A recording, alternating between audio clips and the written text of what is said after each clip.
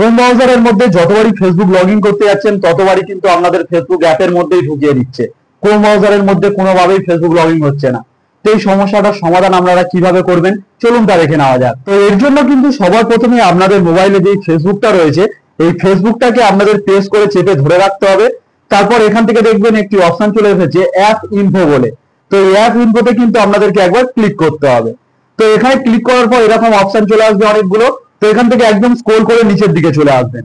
তো নিচের দিকে স্ক্রল করে আসার পর এখানে কিন্তু আপনারা একটি অপশন পেয়ে যাবেন ওপেন বাই ডিফল্ট বলে। তো এখানে কিন্তু আপনাদেরকে একবার ক্লিক করে দিতে হবে।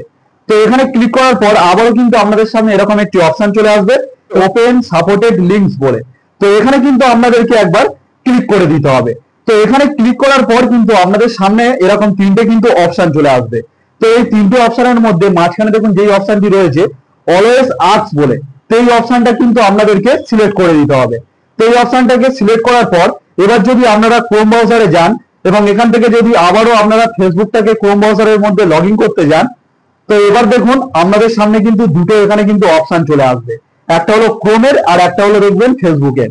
তো এখান থেকে যদি আপনারা ক্রোম ব্রাউজারে লগ ইন করতে যান তো এই ক্রোমের মধ্যে কিন্তু আপনাদেরকে ক্লিক করে দিতে হবে। আপনাদের সঙ্গে সঙ্গে ক্রোম ব্রাউজারের মধ্যে কিন্তু ফেসবুকটা লগ ইন হয়ে যাবে এবং এখান থেকে কিন্তু আপনাদের ফেসবুক লগ ইন করার অপশন চলে আসবে। এখানে ফোন নাম্বার এবং পাসওয়ার্ড দিয়ে ফেসবুকটাকে লগ ইন করতে পারেন বা আগে থাকতে যদি লগ ইন থাকে তো ডিরেক্টলি কিন্তু আপনাদের এখানে ফেসবুকটা ওপেন হয়ে যাবে। তো কেমন লাগলো আজকের আমার ভিডিওটি যদি হেল্পফুল হয় অবশ্যই একটি লাইক করে দেবেন আর এরকম ভিডিও পেতে আমার চ্যানেলটিকে সাবস্ক্রাইব করে রাখবেন।